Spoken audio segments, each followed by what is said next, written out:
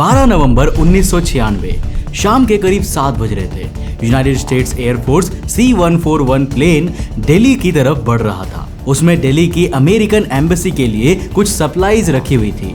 तभी प्लेन के pilot Tim place को अपने राइट साइड में बादलों के बीच एक तेज रोशनी दिखाई देती है, मानो रात के समय सूरज निकल आया हो, और धीरे धीरे वो रोशनी और तेज होने लगती है। फिर अचानक पायलट को 2 आग के गोले यानी कि फायर बॉल्स दिखाई देते हैं जो जमीन की तरफ गिर रहे थे। वो इस इंसिडेंट के बारे में दिल्ली के air traffic controller VK Datta को बताते हैं। इधर air traffic controller VK Datta पिछले कुछ मिनट से 2 एरोप्लेन से कांटेक्ट करने की कोशिश कर रहे हैं, लेकिन उन्हें कोई भी रिस्पांस नहीं मिल रहा। VK दत्ता को उस टाइम पर यह भनक भी नहीं थी कि जिन 2 एरोप्लेन्स को वो कांटेक्ट कर रहे थे ना, वो दोनों 14,000 फीट की ऊंचाई पे आपस में टकरा चुके हैं, और जो 2 आग के गोले US पायलट ने देखा था वो वही एरोप्लेन्स थे।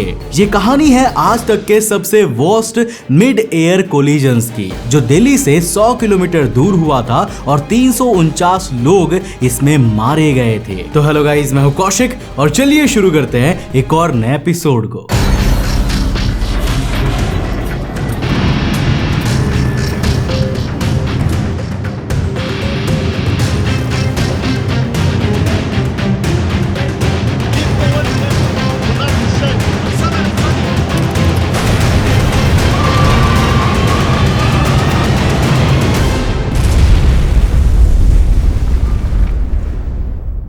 बारह नवंबर 1996 दिल्ली के इंदिरा गांधी इंटरनेशनल एयरपोर्ट से सऊदी अरेबियन एयरलाइंस की फ्लाइट 763 टेक ऑफ करती है। ये एक बोइंग 747 कमर्शियल एरोप्लेन था और इसमें 289 पैसेंजर्स और 23 लोगों का क्रू था, और टोटल 312 लोग इस प्लेन में बैठे थे। 289 में से 215 इंडियन सिटीजन्स थे जो सऊदी अरेबिया में ब्लू कॉलर जॉब्स यानी कि कंस्ट्रक्शन वर्कर और बाकी मैनुअल लेबर जॉब्स करते थे। इसके अलावा फ्लाइट में 40 नेपाली और 3 अमेरिकन सिटीजन्स भी थे। इस प्लेन को दिल्ली से सऊदी अरेबिया के तेहरान इंटरनेशनल एयरपोर्ट पहुंचना था। इस फ्लाइट के पायलट थे कैप्टन खलीद अल शुबैली, फर्स्ट ऑफिसर नाजीर खान। अब कैप्टन शुबैली को 9,837 फ्लाइट आवर्स का एक्सपीरियंस था। शाम के 6:32 पर यह फ्लाइट टेक ऑफ करती है।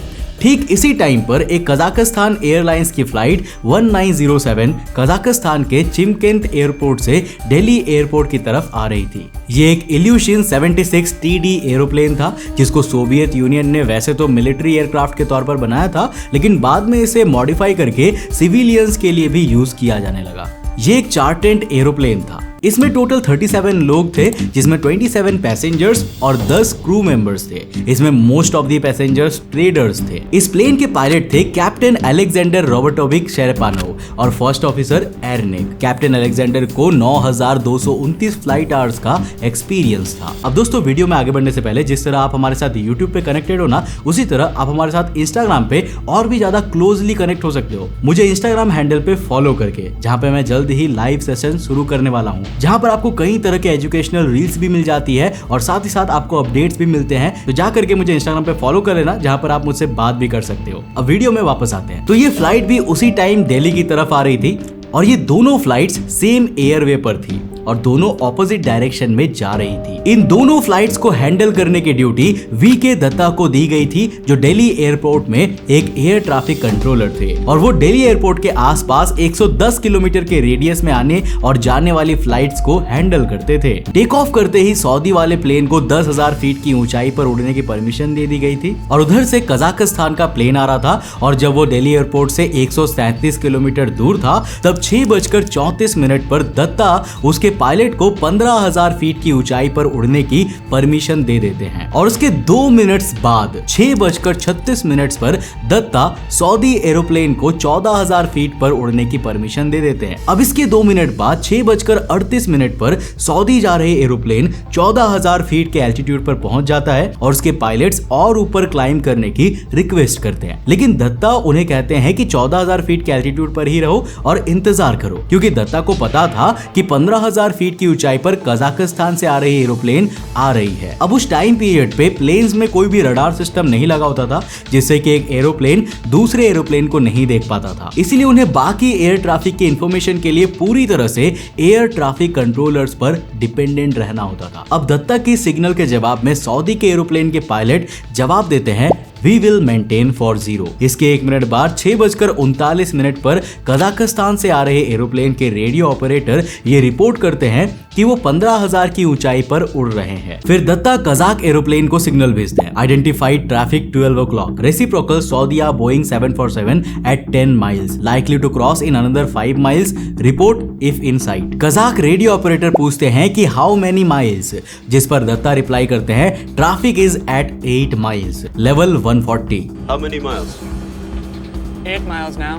तो बेसिकली यहाँ वो कजाक के पायलट्स को वार्न कर रहे थे कि 14,000 फीट पे सऊदी की फ्लाइट जा रही है जो आपके प्लेन से 8 माइल्स की दूरी पर है। अगर वो दिखे तो रिपोर्ट करिए। अब कजाक के पायलट रेडियो ऑपरेटर दत्ता के कमांड्स को रिस्पॉन्ड करते हुए कहते हैं, नाउ लुकिंग 1907। इसके 1 मिनट बाद ही सऊदी और कजाक एरोप्लेन आपस में टकरा जाते हैं और सऊदी एरोप्लेन का लेफ्ट विंग कजाक वाले प्लेन के लेफ्ट विंग को स्लाइस करता हुआ चला जाता है। और इसके अलावा सऊदी एरोप्लेन के हॉरिजॉन्टल स्टेबलाइजर और कजाक प्लेन के वर्टिकल स्टेबलाइजर भी टूट जाते हैं। सऊदी प्लेन तुरंत ही आउट ऑफ कंट्रोल हो जाता है और उसका जो आगे का हिस्सा था नीचे की तरफ हो जाता है, यानी कि प्लेन वर्टिकली सीधा कॉकपिट के बल नीचे गिरता है। दूसरी तरफ कजाक प्लेन को भी भारी नुकसान हुआ था और वो भी अपने मोमेंटम को रिकवर नहीं कर पाता और स्पिन होता हुआ नीचे गिरने लगता है। चरखी दादरी के लोगों के लिए ये बड़ा ही भयानक सीन था। एक तरफ का पूरा आसमान ऑरेंज दिख रहा था और कुछ ही सेकंड्स में दोनों प्लेन्स जमीन पर आकर गिर जाते हैं और जोर का धमाका होता है,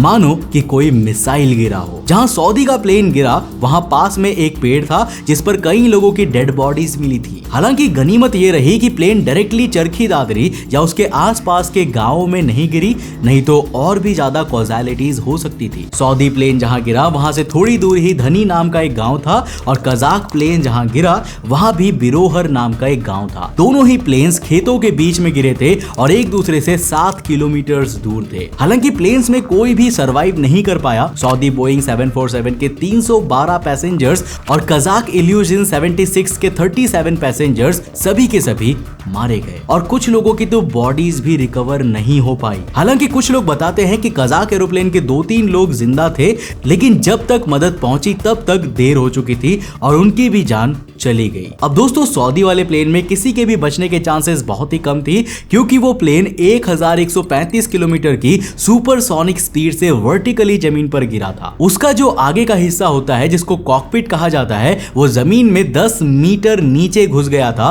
और कई दिनों तक खुदाई करके उसको बाहर निकाला गया। अब इन्वेस्टिगेशन शुरू हुई ताकि ये पता लगाया जा सके कि दोनों प्लेन्स आखिर आपस में टकराए ही क्यों। इसके लिए दिल्ली हाई कोर्ट ने एक कमीशन बनाया जिसके हेड थे जज रमेश चंद्रा लाहोती और इसीलिए इसको लाहोती कमीशन नाम दिया गया। इसके बाद दोनों क्रैश साइट्स पर रिकवरी ऑपरेशन शुरू हुआ।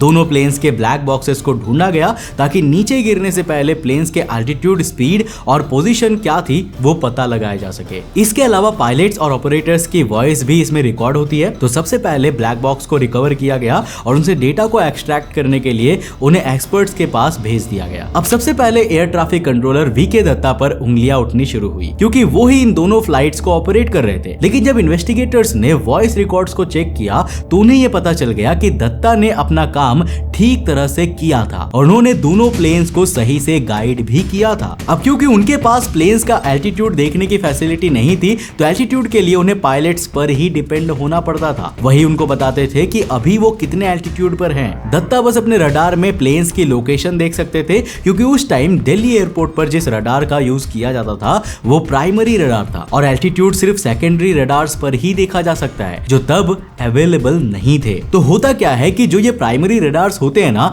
ये स्काई में रेडियो सिग्नल्स भेजते हैं और ये सिग्नल्स एरोप्लेन से रिफ्लेक्ट होकर वापस आते हैं, जिन्हें ग्राउंड पर लगी हुई एक डिश कैच कर लेती है और वो रडार पर उस प्लेन की लोकेशन को अपडेट कर देती है। लेकिन उससे ये प्लेन कितनी ऊंचाई पर उड़ रहा है उसका एल्टीट्यूड पता नहीं चल पाता। जबकि सेकेंडरी रडार में क्या होता है कि प्लेन्स के अंदर एक ट्रांसपॉन्डर लगा होता है और जब सेकेंडरी रडार के एंटीना से ट्रांसपॉन्डर तक सिग्नल पहुंचता है तो वो ट्रांसपॉन्डर उस सिग्नल के रेस्पॉन्ड में प्लेन का आइडेंटिटी कोड, एल्टीट्यूड, डिस्टेंस और स्पीड जैसी इंफॉर्मेशन ग्राउंड में एयर ट्रैफिक कंट्रोलर तक पहुंचा देता है। तो इससे ना ATCs को ऑल्टीट्यूड के लिए पायलट्स पर डिपेंड नहीं होना पड़ता है और वो नीचे बैठे हुए प्लेन्स का एल्टीट्यूड देख सकते हैं और उनके बीच प्रॉपर डिस्टेंस बना रहे ये मेक श्योर कर सकते हैं। अब इंटरनेशनल एविएशन स्टैंडर्ड्स के अकॉर्डिंग एरोप्लेन्स को एक दूसरे से मिनिमम 1000 फीट का वर्टिकल डिस्टेंस मेंटेन करना चाहिए। तो स्टोरी में वापस आते हैं। देखो, जब एक्सपर्ट्स ने दोनों प्लेन्स के ब्लैक बॉक्सेस को स्टडी किया तो ये कंक्लूजन सामने आया कि गलती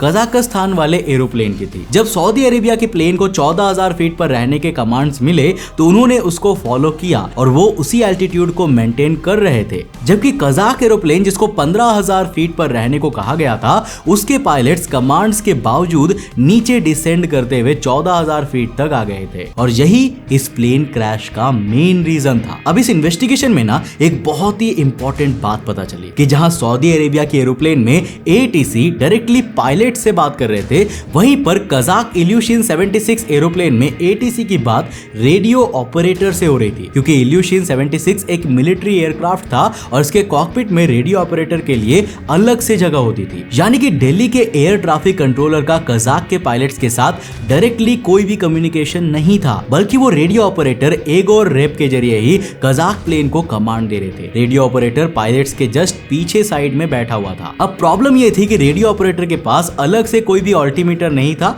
जिससे कि वो प्लेन का ऑल्टीट्यूड देख सके और ऑल्टीट्यूड पता करने के लिए उसे पायलट के इंस्ट्रूमेंटेशन में झांक कर देखना पड़ता था। क्रैश होने से 2 मिनट्स पहले जब कजाक रेडियो ऑपरेटर एगोर रेप ने ATC VK दत्ता को बताया कि वो 15,000 फीट पर हैं, तब असल में वो 16,348 फीट पर थे और कॉन्टिन्यूसली नीचे डिसेंड कर रहे थे। और जब VK दत्ता ने रेडियो ऑपरेटर रेप को बताया कि traffic is at 8 miles level 140, जो कि उन्होंने सऊदी एरोप्लेन के बारे में वार्न किया था, तो शायद कजाक के को पायलट ने उसका मतलब ये समझ लिया कि उन्हें 14,000 फीट की ऊंचाई पर उड़ना है और क्योंकि रेडियो ऑपरेटर रेप को अपने सामने ऑल्टीट्यूड क्लियरली नहीं दिख रहा था, इसलिए उन्होंने सोचा कि शायद हम 15,000 फीट पर हैं, जबकि को पायलट ने प्लेन को नीचे 14,000 फीट पर ले आया था। और जब कजाकिस्तान के प्लेन का रेडियो ऑपरेटर को समझ में आया कि वो अपने असाइंड एल्टीट्यूड से नीचे उड़ रहे हैं, तब उन्होंने तुरंत ही पायलट से कहा कि keep to 150, do not descend. Keep the 150. Do not descend. Accelerate, Sanyo. लेकिन तब तक बहुत देर हो चुकी थी। इन्वेस्टिगेशन रिपोर्ट में यह भी सामने आया कि प्लेन के पायलट्स की इंग्लिश लैंग्वेज की अंडरस्टैंडिंग भी अच्छी नहीं थी। उन्हें समझ में ही नहीं आ रहा था कि ATC ने उन्हें क्या ऑल्टीट्यूड दिया है। प्लेन के टकराने का एक और रीजन ये था कि दिल्ली एयरपोर्ट पर सिर्फ एक ही एयर कॉरिडोर था। एयर कॉरिडोर बेसिकली एक तरह की एयर लेन होती है, जिस तरह जमीन पर सड़कें होती है और जैसे आने वाली गाड़ियों और जाने वाली गाड़ियों के लिए अलग अलग रोड्स होती है, उसी तरह एरोप्लेन्स के आने जाने के लिए एयर कॉरिडोर्स बनाई जाती है। हर एयरपोर्ट पर प्लेन्स के अराइवल के लिए अलग और डिपार्चर के लिए अलग एयर कॉरिडोर होता है, लेकिन उस टाइम दिल्ली जैसे बिजी एयरपोर्ट पर भी सिर्फ एक ही सिंगल कॉरिडोर था जिससे सिविलियन प्लेन्स आते जाते थे। बाकी कॉरिडोर्स को इंडियन एयरफोर्स ने अपने यूज में लिया हुआ था। अब अगर उस टाइम डिपार्चर और अराइवल के लिए अलग अलग कॉरिडोर होते तो सऊदी और कजाक प्लेन्स कभी भी आमने सामने आते ही नहीं और ना ये इंसिडेंट कभी हुआ होता। हालांकि इस इंसिडेंट के बाद इंडियन एविएशन स्टैंडर्ड्स में काफी चेंजेस किए गए। सबसे पहले तो सभी एरोप्लेन्स में ट्रैफिक कोलिजन अवॉइडेंस सिस्टम लगाना मैंडेटरी कर दिया गया। दिल्ली में अराइवल और डिपार्चर के लिए सेपरेट एयर कॉरिडोर्स बनाए गए और प्राइमरी रडार की जगह सेकेंडरी सर्विलेंस रडार को यूज किया जाने लगा। इससे एयर ट्रैफिक कंट्रोलर्स को प्लेन का ऑल्टीट्यूड पता चल जाता है और वो इस तरह के क्रैशेस से प्लेन को बचा सकते हैं। जब से इंडिया में ये एविएशन रूल्स बनाए गए हैं ना, उसके बाद से कोई भी मिड एयर कोलिजन नहीं हुआ है और होपफुली आगे नहीं होगा। तो दोस्तों, ये थी कहानी इंडिया में हुए एक मिड एयर कोलिजन की, जो इतना खतरनाक था जिसके बारे में आप कल्पना भी नहीं कर सकते। वैसे क्या इस तरह की एरोप्लेन्स की कहानियां आपको पसंद है? अगर हाँ तो नीचे कमेंट सेक्शन में लिख कर जरूर बताना। अगर वीडियो पसंद आया तो इस वीडियो को लाइक करने के साथ साथ अपने दोस्तों के साथ जरूर शेयर करना। अगर आप नए चैनल पे तो इस चैनल को सब्सक्राइब करने के साथ साथ नोटिफिकेशन बेल को ऑन कर देना। और अगर आपको ये वीडियो पसंद आया ना, तो मैं आपको रिकमेंड करूंगा कि आप अगली वीडियो इसे जाकर जरूर देखना, जिसमें हमने बात किया है कि आखिर चाइना इंडिया को पसंद क्यों नहीं करता। आखिर वो क्या रीजंस है जिस वजह से इंडिया और चाइना के बीच में कॉन्फ्लिक्ट चलता है, जो कि एक समय बहुत ही गहरे दोस्त कंट्री हुआ करते थे। इस पूरे कहानी को जानो इस वीडियो में जाकर। मैं मिलता हूं आपको नेक्स्ट एपिसोड के साथ, तब तक के लिए बाय, जय हिंद।